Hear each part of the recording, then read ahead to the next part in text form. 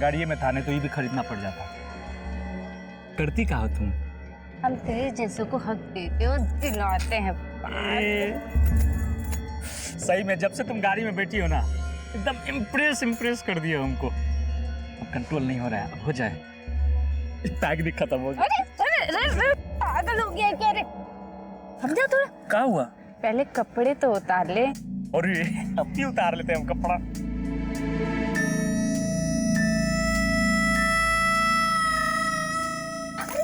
तो अब क्या हुआ? मुझे भी तो कपड़े उतारने दे। और ये तो जल्दी उतारो ना, जल्दी उतारो, जल्दी उतारो। ए, अरे कपड़ा लेके कहाँ जा रही हो?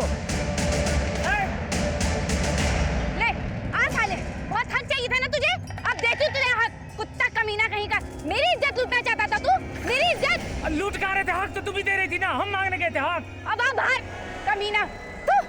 ले कमीना कुत्ता कहीं का साला। साला क्वार्टर पी के चली गई है।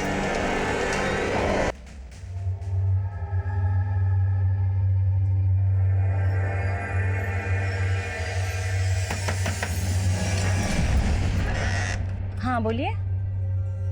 कौन है तू और मेरे घर में क्या कर रही है? ये मेरा घर है। ये मेरे पति का घर है। क्या है मेरा पति? चिंटू के पापा, जरा हट। चिंटू के पापा जरा बाहर निकलना। चिंटू के पापा, चिंटू के पापा जरा बाहर निकलना। अरे कौन चिंटू के पापा? इधर कोई चिंटू के पापा नहीं रहता है। वही चिंटू के पापा जो तुझे यहाँ पे मेरी सौत बना के लाए। क्या है वो? बाहर निकालो उसे। क्या बकवास कर रही है? मैं बकवास कर रही हूँ? लगा ना तुझे धक्का? तुझे देखकर मुझे भी ऐसा ही धक्का लगा। क्या है चिंटू के पापा? बाहर निकाल मेरे पति को। अरे धक्का तो मैं तुझे दूंगी। चल निकल यहाँ बाहर से। निकालेगी ना तू? तुझे बाहर निकालेगी ना? तेरे पति को तो तूने संभाल लिया, ले उसके बच्चे को भी संभाल, समझी तू? अरे एक रुक, लेकर जा तेरे बच्चे को। हुआ क्या? वो तो आप बताएंगे। ये कह रही कि ये आपकी बीवी है और ये बच्चा आपका है। नहीं नहीं नहीं नहीं नहीं बहन जी, मैं इनकी बात नहीं कर रही थी। मैं तो अपने पति किशोर की बात कर रही थी। वो क्या है कि 6 महीने पहले मैं अपने पति के साथ यहाँ रहती थी। अब देखिए बहन जी, मुझे पता नहीं आप कौन से किशोर की बात कर रही हैं, लेकिन हम लोग यहाँ 3 महीने पहले किराए पर रहने के लिए आए हैं और हो सकता है आपके पति यहाँ पे हमसे पहले किराए पर रहते होंगे। मुझसे गलती हो गई, मुझे माफ कर दीजिए। चल चिंटू। सर मैंने सोना पुलिस से बात की थी। सोना पुलिस को जो लाश सोना रोड पे मिली थी वो इसकी थी। लाश का चेहरा बुरी तरह से कुचला हुआ है, देखकर पहचान करना मुश्किल है। और विवेक बोल रहा है कि उसने शिनाख्त की थी। सर सोना पुलिस ने वहां के लोगों से पूछताछ की तो सामने आया कि एक्सीडेंट नरेश का ही हुआ था और वो उन्हें एक्सीडेंट नहीं बल्कि सुसाइड लग रहा था। सुसाइड? हाँ सर, और वहां के कुछ लोगों ने भी विटनेस किया है कि नरेश ने खुद टेम्पो के आगे आकर अपनी जान दी थी।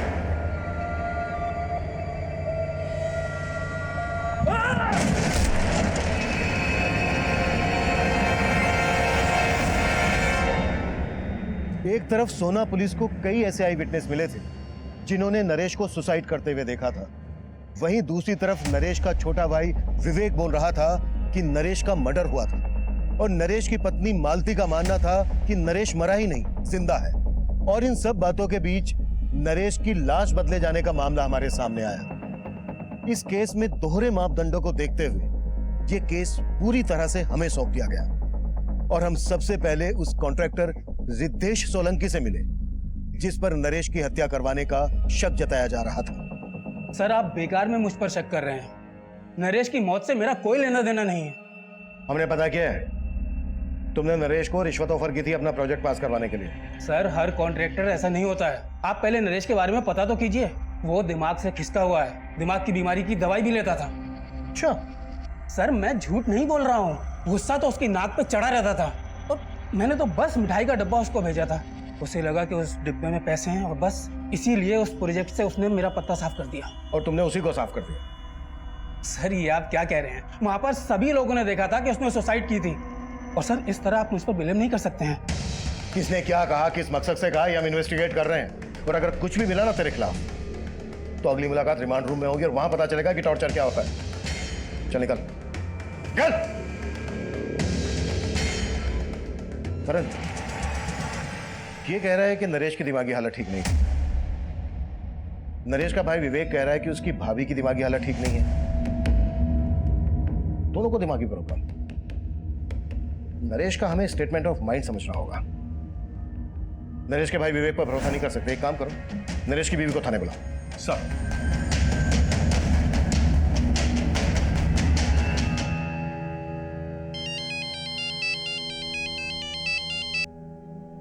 हाँ दिनेश बोलो। दी तुम अब तक गाँव नहीं आई वापस? नहीं दिनेश, जब तक किशोर जी का पता नहीं लग जाता हम गांव नहीं आएंगे वापस। अरे दीदी कोई फायदा नहीं है वहाँ रुकने का, जीजा जी अब मिलने वाले नहीं है। क्यों क्यों नहीं मिलने वाले? अरे दीदी उनने अपना पता बदल दिया और तुम्हें बताया तक नहीं, अब कैसे उन पर भरोसा कर सकती हो? मैं बोल रहा हूँ वो तुम्हें धोखा देके गायब हो गए, अब वहाँ भटकने का कोई फायदा नहीं है, चुपचाप गाँव वापस लौट आओ। देखो दिनेश, हम गांव वापस नहीं आएंगे, और वैसे भी जहाँ किशोर जी काम करते हैं उस फैक्ट्री का हमें पता चल गया, हम वहीं जा रहे हैं उनके पास। दीदी हेलो मम्मी मुझे भूख लग रही है।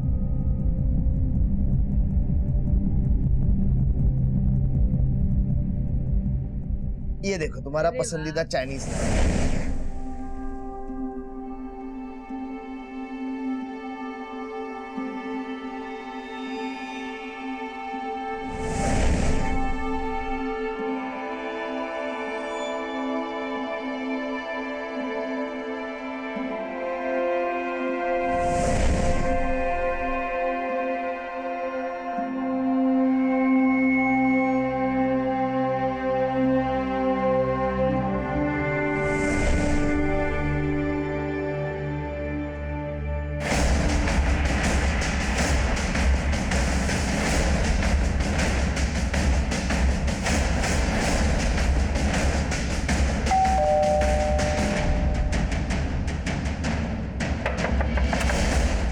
दरवाजा खोलने में इतनी देर क्यों लगा दी? वो मैं कपड़े धो रहा था, लेकिन आप यहाँ? नरेश भाई की लाश मिली आपको? भाभी कहाँ है तुम्हारी? उन्हें थाने लेके चलना है, सर कुछ बात करना चाहते हैं। भाभी तो गांव चली गई। गांव चली गई? कब? आज सुबह। उनकी हालत बहुत बिगड़ती जा रही थी, इसीलिए उन्हें मायके भेज दिया। 2-4 दिन में आ जाएंगी। लेकिन आपने बताया नहीं नरेश भैया की लाश मिली आपको? वो हम पता लगा रहे हैं, लेकिन जब भी तुम्हारी भाभी आ जाए उन्हें थाने लेके आ जाना।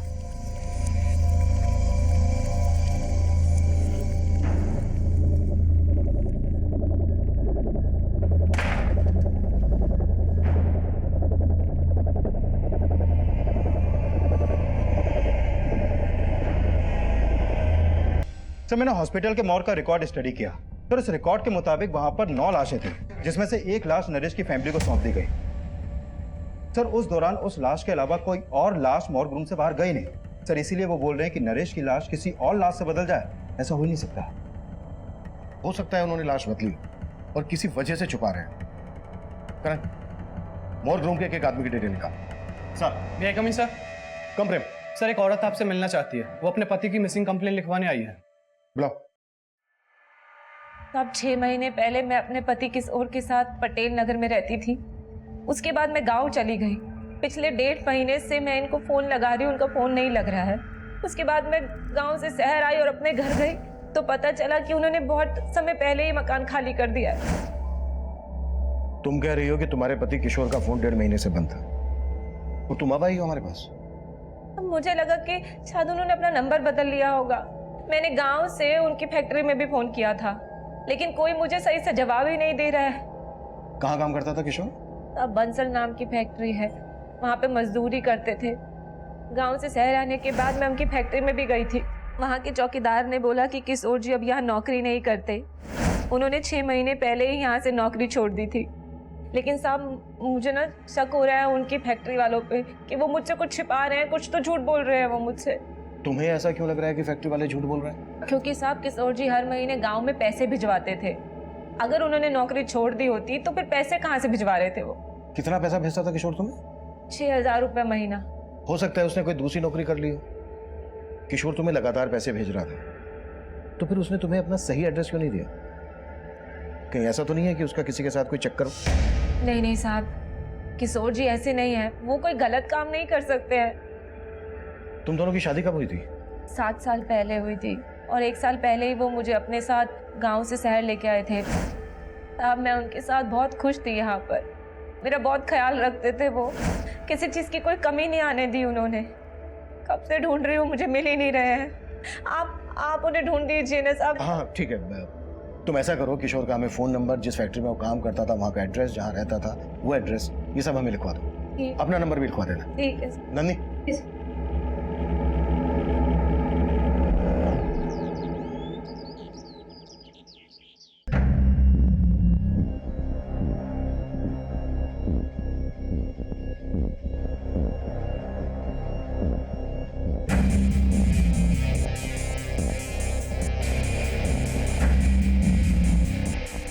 तू तू यहाँ क्या?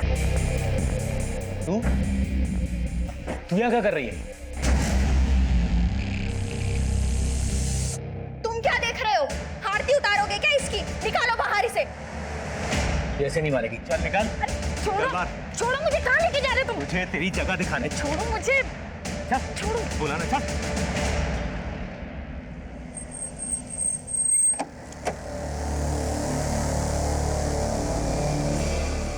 बंसल, जी, किशोर 6 महीने पहले तक मेरी फैक्ट्री में काम करता था, लेकिन फिर अचानक उसने काम छोड़ दिया। यहां से काम छोड़ने के बाद उसने कहां पर काम किया? अब ये तो मुझे पता नहीं, पर हाँ मेरे मैनेजर ने बताया कि वो अपनी आखिरी महीने की तनख्वाह भी लेकर नहीं गया। कितनी तनख्वाह थी उसकी? यही 6,000 रुपये, बाकी लेबर की तरह। 6,000 रुपए। इतने ही पैसे हर महीने वो अपनी बीवी को भेजता था, फिर अपना खर्चा कैसे चलाता होगा? तो वो बहुत जुगाड़ी आदमी था। जब वो पहले दिन मेरी फैक्ट्री में आया था ना काम करने के लिए, तो उसका पहनावा देखकर मैं मतलब हैरान हो गया था। Good morning sir. Good morning. कौन से डिपार्टमेंट से हो आप? सेठ जी, हम किशोर, आपका नया वर्कर, आज ही से ज्वाइन किया हूँ। मैं तो सोच रहा था कि मेरे मैनेजर ने उसे किसी दूसरे डिपार्टमेंट में रखा होगा, पर बाद में पता चला कि उसे काम की काफी जरूरत थी, तो वो यहाँ मजदूरी करने को भी तैयार हो गया। और थोड़े दिनों बाद उसने मेरी फैक्ट्री के साथ साथ दूसरी फैक्ट्रीज में लेबर सप्लाई का काम भी शुरू कर दिया। यहाँ किसी के साथ उसका कोई लड़ाई झगड़ा हुआ था? जी हाँ, लड़ाई तो हुई थी। एक पाठक नाम का आदमी था जो पहले मेरी और दूसरी फैक्ट्रीज में लेबर सप्लाई का काम करता था, पर जब से ये किशोर धंधे में कूदा तो पाठक का काम बैठ गया। तूने मेरे धंधे में हाथ डाल के अच्छा नहीं किया। अपना बोरिया बिस्तर उठा के जा, वरना मैं तेरी वरना क्या कर लेगा रे? क्या कर लेगा? चल निकल यहाँ से। मैं अभी नहीं डरता तेरी धमकियों से, समझा ना? तेरी ये मजाल देख, मैं तेरे को बताता। अबे चाकू ऐसे नहीं, ऐसे खोलते हैं। अब चला के दिखाओ कैसे चलाना है। दिखाओगे चला के? किशोर, पाठक, क्या हो रहा है पर? हाँ? सर, मैंने तो किशोर को बोला भी था कि वो पुलिस में कंप्लेन कर दे, पर उसने कोई एक्शन ही नहीं लिया। तो आपको लगता है पाठक किशोर के साथ कुछ कर सकता है? अब सर, मैं तो इसके बारे में कुछ बता नहीं सकता, ये तो आप पता कीजिए। पर सर, किशोर का इस तरह से गायब होना मुझे कुछ ठीक नहीं लग रहा है। ठीक है सर, इस बंसल की बातें भी कुछ अटपटी सी लग रही हैं। कहीं हमसे कुछ छुपा तो नहीं रहा? पता करो इसके बारे में, और फैक्ट्री के दूसरे स्टाफ से भी बात करो, और बंसल जिसका नाम ले रहा है पाठक, उससे भी मिलो। सर,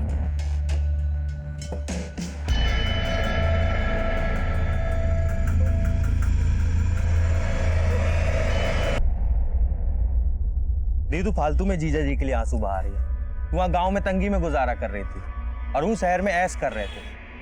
हम बोल रहे हैं धोखा दे रहे हैं वो तुम्हें, तो तुम उन्हीं के लिए रोए जा रही हो। पुलिस स्टेशन से फोन है, लगता है किशोर जी के बारे में पता चल गया है।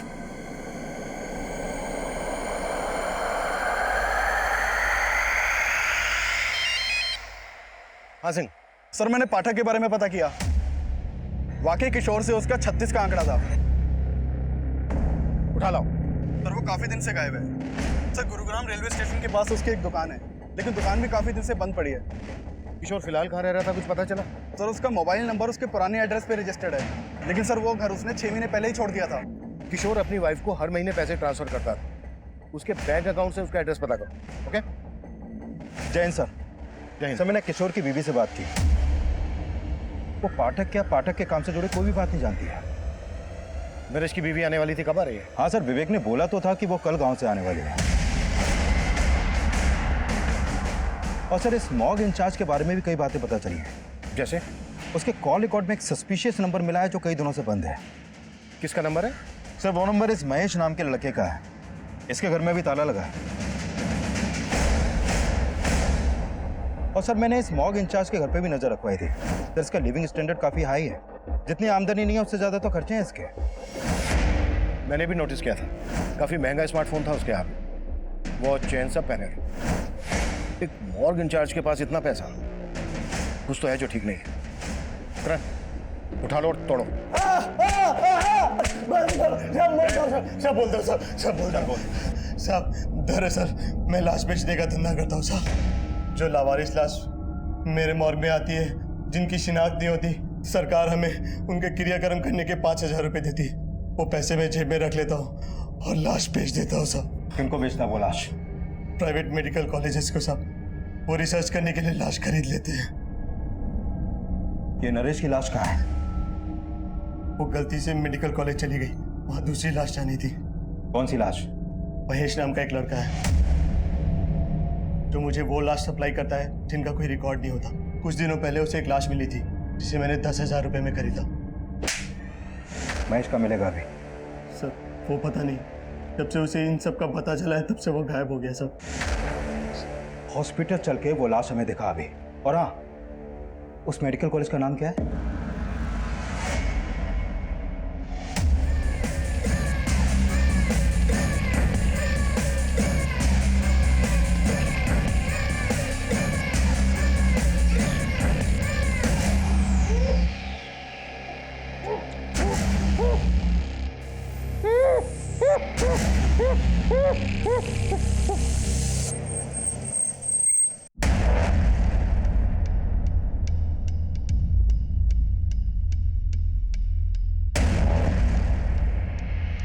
सिंह, नरेश के भाई और नरेश की बीवी को शनाख्त के लिए बुला लो और यहाँ के डीन और इंचार्ज को थाने लेकर आओ। ठीक है सर।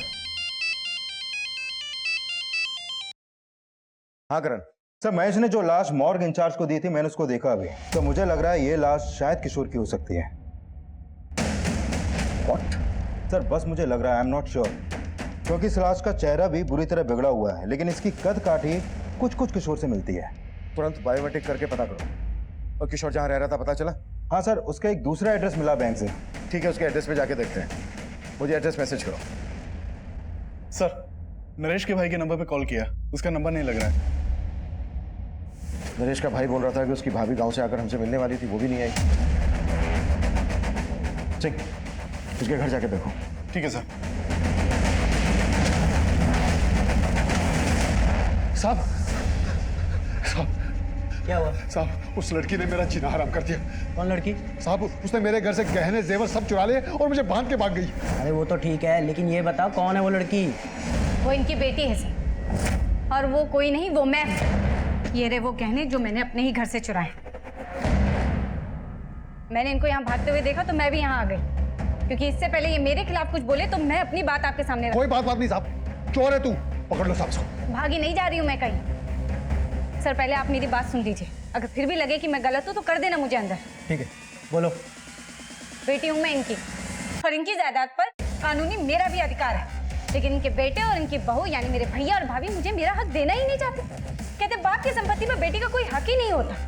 और जब मैंने कहा कि मैं कोर्ट का दरवाजा खटखटाऊंगी तो मेरे इस बाप और जो घर में बैठा है भाई, इन दोनों ने कागज पे मेरा अंगूठा लगवा लिया। देख संध्या, तू सही नहीं कर रही है। और तुम ठीक कर रहे हो। देखो, तुम किसी से जबरदस्ती नहीं कर सकते। तुम्हारे घर का मामला है, शांति से सुलझा लो, क्योंकि अगर हमने दखल दिया ना तो बहुत दिक्कत होगी तुम्हें, समझे?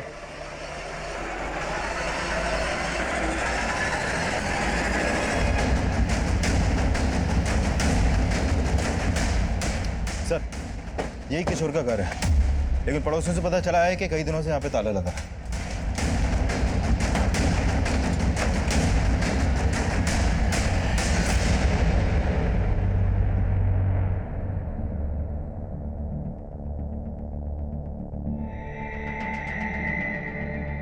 हाँ ठीक है, थैंक यू। सर, अंदर तो कुछ भी सस्पिशियस नहीं मिला। ये भी कम सस्पिशियस नहीं है कि जो आदमी 6 महीने पहले तक एक फैक्ट्री में मजदूर था, उसके बाद लेबर सप्लाई का काम करने लगा, वो इतने ठाट से रहता हो। इस किशोर का करेक्टर को समझ में नहीं आ रहा है। शायद 2 नंबर का काम करता हो। किशोर की कुंडली निकालो और आसपास में भी पूछताछ करनी है।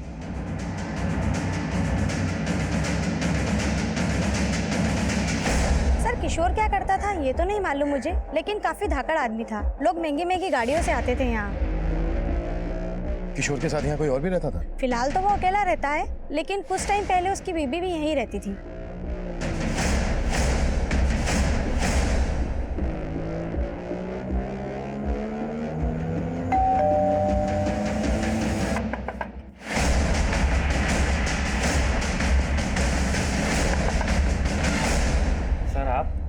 हमेशा दरवाजा देर से क्यों खोलता है तू? वो तेरा फोन क्यों नहीं लग रहा है?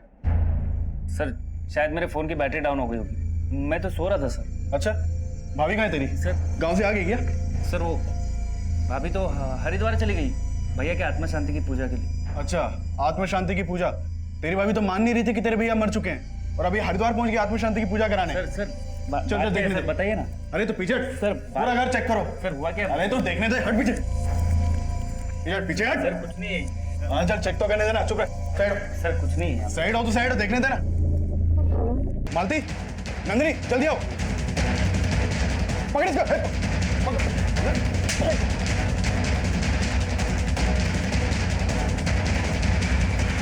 अब पकड़ो इसे, सिर्फ मेरे पति को मारा है।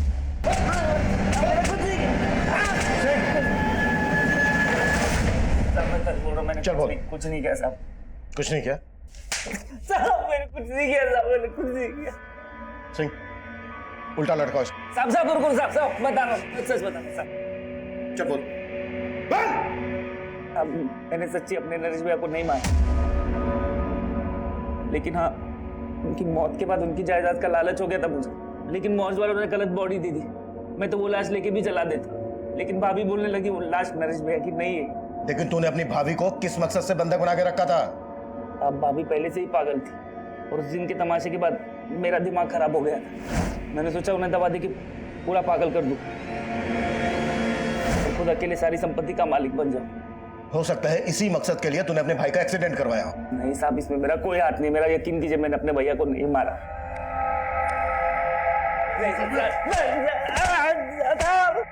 सर हमने उस लाश का बायोमेट्रिक किया था, वो लाश किशोर की है और उसके आधार कार्ड पे उसके गांव का एड्रेस है। यानी अब यह कंफर्म हो गया है कि किशोर का मर्डर हुआ है और वो लाश जो महेश ने मॉर्गे इंचार्ज को दी थी वो किशोर की थी। महेश के बारे में कुछ पता चला? सर हमने अपने खबरियों को उसे ढूंढने के लिए लगाया हुआ है और सर ये भी पता चला है कि किशोर की बीवी अब यहाँ नहीं है, वो कल अपने भाई के साथ गाँव चली गई थी।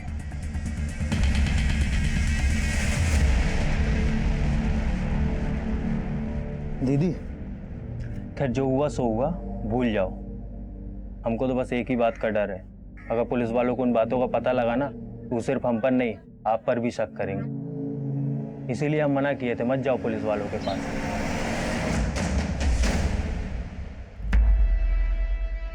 अरे अरे कौन हो तुम लोग और अंदर कैसे घुसे चले आ रहे हो? अरे भाभी जी, इन्हें मैंने बुलवाया है। अरे मैंने सोचा अपने आने की खुशी में पूरे गांव वालों को भोज खिला दूं। पागल हो गई हो क्या तुम? और तुम खड़े खड़े क्या देख रहे हो? निकालो इसे बाहर। अरे ये मुझे नहीं निकाल सकते, अगर इन्होंने मुझे निकाला ना तो तुम सब के सब जेल जाओगे। क्यों पापा जी?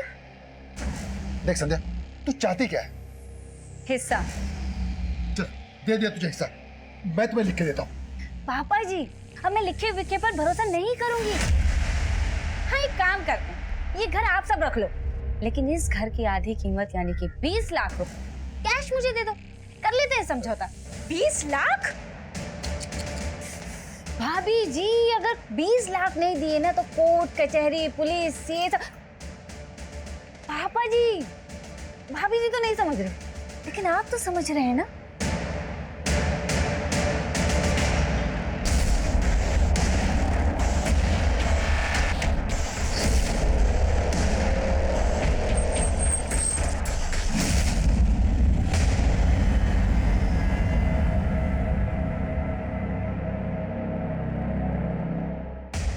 हमें तो पहले ही लग रहा था कि किशोर के साथ कुछ ऐसा ही हुआ होगा।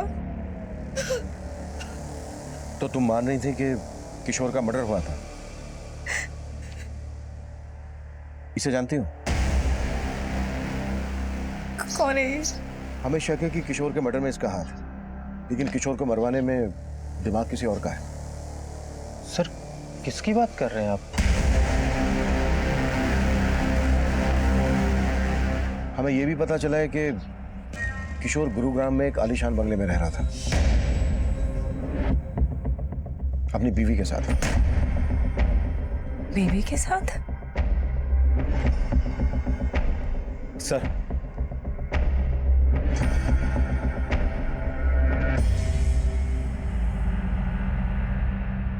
सर एक किशोर के बचपन का दोस्त है, इसने बताया है कि ललिता से शादी करने से 6 महीने पहले ही किशोर की किसी और लड़की से भी शादी हुई थी। हाँ साहब, वो उसके भाई किशोर से काफी नफरत पाल के बैठा था, तब उनके बीच में काफी मारपीट भी हुई। वो लड़की और उसका भाई अब कहाँ रहते हैं?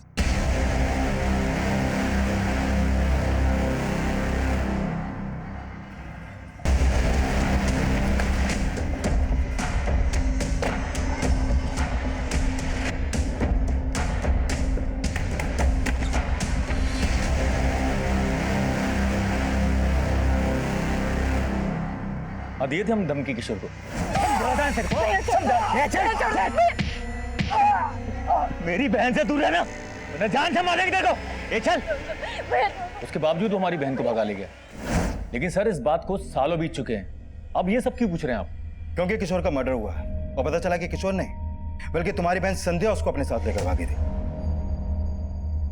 और शहर जाकर किशोर को छोड़ के वो फिर से किसी और के साथ भाग गई। और अभी 6 महीने पहले वो वापस किशोर की जिंदगी में आई और अभी रिसेंटली उसको किशोर के साथ गुरुग्राम के एक घर में देखा गया और उसी के बाद हमें किशोर की लाश मिली। कहाँ है संध्या?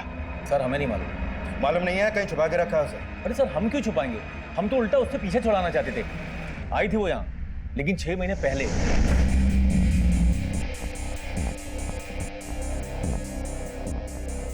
और आकर हमें ही चूना लगा गई। ये घर आप सब रख लो, लेकिन इस घर की आधी कीमत यानी कि 20 लाख रुपए कैश मुझे दे दो। ये लो। थैंक यू पापा जी। नाराज हो, कोई बात। भाभी आप मेरी नजर उतारने वाली थी ना?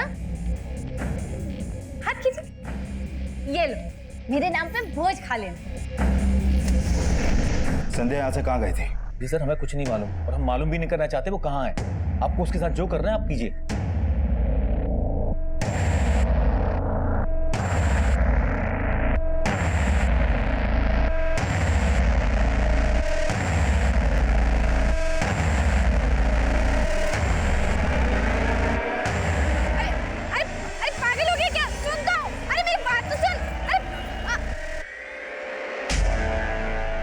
सर संध्या के भाई और फादर से उसका एक नंबर मिला था जो काफी दिनों से बंद है। हो सकता है उसने कोई नया नंबर ले लिया हो, और अगर उसने कोई नया नंबर लिया है तो किसी ना किसी सर्विस प्रोवाइडर को उसने अपना आईडी दिया होगा। करण, टेलीकॉम कंपनी को संध्या का अपडेट भेजो, शायद उसका कोई दूसरा नंबर सामने आ जाए। Right sir. किशोर की पहली पत्नी संध्या किशोर मर्डर केस में प्राइम सस्पेक्ट बनकर सामने आई, लेकिन किशोर के काम से जुड़े कई ऐसे सवाल थे जिनका जवाब हमें अभी भी नहीं मिला था। और किशोर का वो घर जो किशोर की हैसियत से काफी आलीशान था, उस घर में संध्या ही किशोर की पत्नी बनकर रह रही थी। लेकिन गांव वालों के बयान के मुताबिक संध्या ने किशोर को कई साल पहले ही छोड़ दिया था। ललिता के रहते संध्या का किशोर की जिंदगी में वापस आना, कहीं ना कहीं ललिता और उसके भाई दिनेश का इसमें किशोर को मारने का मोटिव तो नजर आ रहा था, लेकिन इतना भी साफ था कि किशोर की लाश उस मॉर्ग इंचार्ज को महेश नाम के एक लड़के ने बेची थी। और पाठक के गायब होने का रहस्य भी हमारी समझ में नहीं आ रहा था। हमने पाठक, महेश और संध्या को ढूंढने के लिए अपना खबरी नेटवर्क एक्टिव कर दिया और हमें जल्द ही महेश के सोनीपत में छुपे होने की टिप मिली।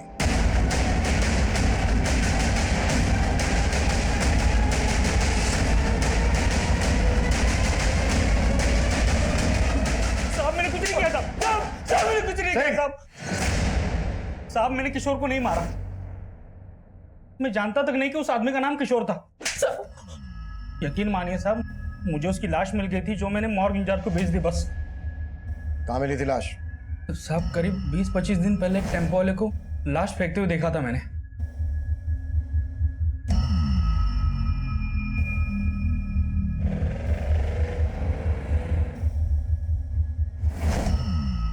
कौन था टेम्पो वाला? नंबर बोल टेम्पो का। साहब वो नंबर नहीं देख पाया, वहां पे बहुत अंधेरा था। ऐसे नहीं बोलेगा ये। कुटास! साहब मैं सच बोल रहा हूँ साहब, साहब मैं सच बोल रहा हूँ साहब, साहब साहब साहब मैं सच बोल रहा हूँ साहब।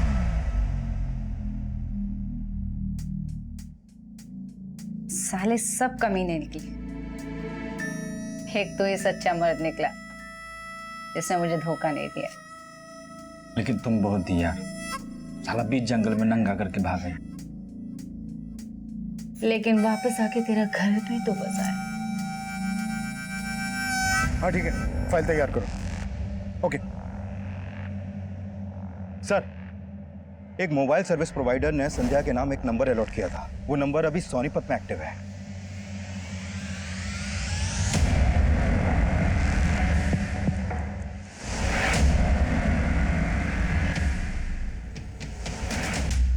बच्चा देगी हमको। बोल ना, कितने बच्चे चाहिए तुझे? एक टेम्पू बाहर खड़ा है उसके लिए और एक दूसरा लोन पे लेने वाले हैं। बस दो, हम दो, हमारे दो। सॉरी यार, वो तो नहीं हो पाएगा क्योंकि अब पूरी जिंदगी जेल में गुजरने वाली है तुम्हारी। ये प्लान तो कैंसिल। ठीक है। मैंने किशोर को प्यार के जाल में नहीं फंसाया सर, बल्कि सच तो यही कि मैं उससे बहुत प्यार करती थी, लेकिन उसके दिल में मेरे लिए प्यार नहीं। उसके लिए मैंने अपना घर छोड़ा, उससे भागकर शादी की, और उस कमीने ने मुझे कोठे पे बेच डाला। मुझे नहीं जाना, छोड़ जिंदगी बर्बाद कर दी। छोड़, मुझे नहीं जाना, पूरे 7 साल नरक की जिंदगी जी है मैंने सर। फिर 6 महीने पहले मैं किसी तरह वहां से भाग निकली।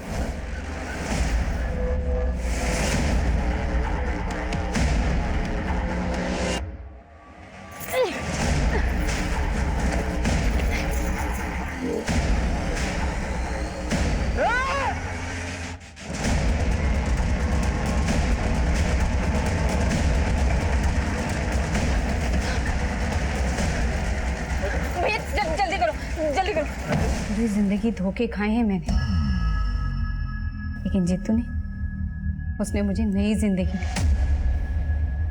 उन लोगों से भागकर सालों बाद मैं अपने घर लौटी थी, और मेरे घर वालों उन्हें जानवरों की तरह मुझे घर से निकाल दिया। लेकिन मैं भी उनसे अपना हक लेके ही मानी। लेकिन पिछले 6 महीने से तुम गुरुग्राम में किशोर के साथ उसके घर में रह रही थी। उसकी जिंदगी में फिर से एंट्री मारी, उसे बदला लेने के लिए उसे मार डाला। मैंने उसे नहीं मारा है सर। हाँ, मैंने उसकी जिंदगी में एंट्री ली, बदला भी लिया। उसने मुझे बेचा था, मैंने भी उस कमीने को 10 लाख में बेच डाला। सहारे मैंने उसकी जिंदगी में एंट्री मारी।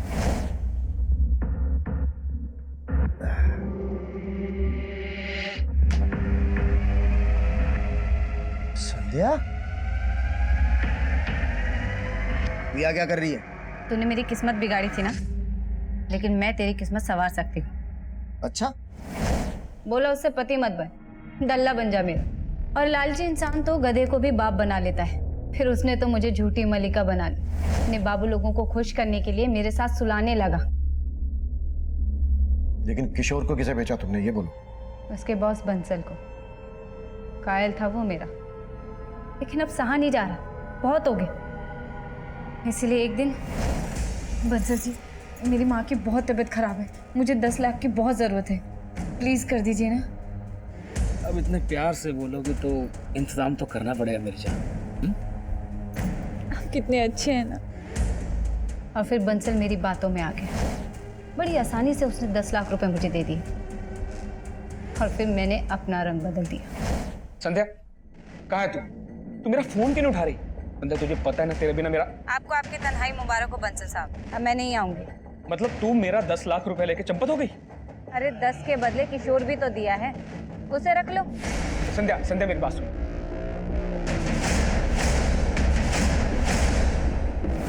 मुझे नहीं पता कि किशोर के साथ बंसल ने क्या किया।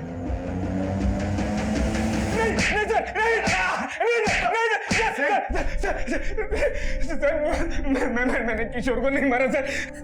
अच्छा, सर उसकी बीवी मेरे 10 लाख रुपए लेके भाग गई थी सर। तो मैंने उसे अपना कुत्ता बना लिया था सर।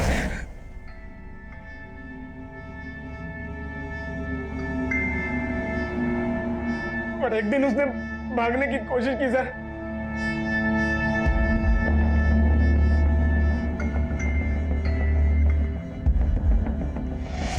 किशोर, किशोर,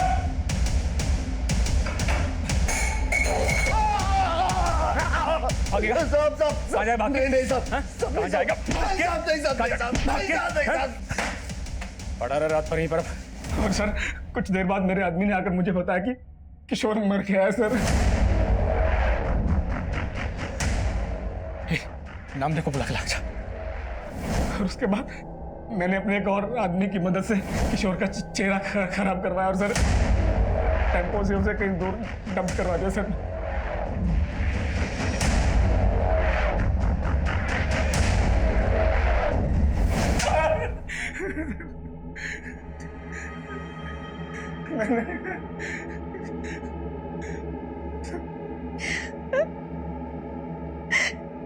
किशोर जी मेरे साथ भी यही सब करते थे।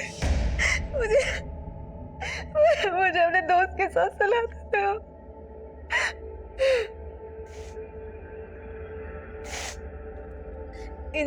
इन सब चीजों से थक कर मैं शहर से गांव भाग गई थी। ये बात तुमने हमें पहले क्यों नहीं बताई? मैं आपको बताना चाहती थी, फिर मैंने सोचा कि एक बार मुझे किशोर जी का पता चल जाए कि वो गायब कहाँ है। किशोर के चरित्र से जुड़ी बातें जो हमारे सामने आई, उस लिहाज से वो कभी भी किसी की भी नफरत का शिकार बन सकता था। वो जो करता आ रहा था वो पूरी तरह से गैर कानूनी था, अनैतिक था। उसके द्वारा किए जा रहे अपराध हर मोड़ पर दस्तक दे रहे थे, लेकिन ललिता ने इन दस्तक को पूरी तरह से नजरअंदाज किया। वहीं दूसरी तरफ संध्या ने उसकी असलियत हमें बताने के बजाय खुद बदला लेने का फैसला किया और अंजाम यह हुआ कि वो इस केस की विक्टिम होने के बावजूद अपनी जिंदगी को अपराध के रंग में रंग बैठी। अब मैं सीनियर इंस्पेक्टर अभिमन्यु जिंदल आप लोगों से विदा लेता हूं। आपसे फिर मुलाकात होगी एक नए केस के साथ। देखते रहिए क्राइम पेट्रोल दस्तक। मकसद बताना नहीं, बचाना। जिंदल क्राइम पेट्रोल दस्तक में आप सभी का स्वागत करता हूं। हर इंसान की अपनी अलग सोच और सीमाएं होती हैं। अंग्रेजी में कहावत है, where ignorance is bliss it is folly to be wise. यानी जो इंसान ज्ञान से अनजान होता है वो अपनी मूर्खता को ही अपना ज्ञान समझ बैठता है। लेकिन सब कुछ जानते हुए भी अनजान बने रहना, नाइंसाफी को यह सोचकर नजरअंदाज कर देना कि वक्त हर घाव को भर देगा, हमेशा सही साबित नहीं होता।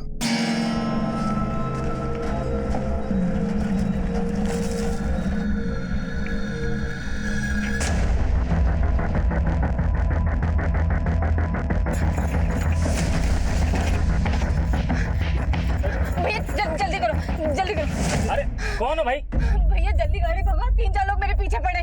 अच्छा जी, फिर तो सही गाड़ी में बैठी हो। शताब्दी राजधानी सबको पीछे छोड़ देंगे, नहीं तो नाम बदल देंगे।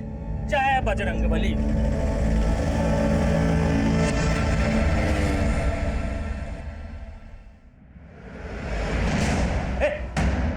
मेरे भाई की लाश कहाँ है?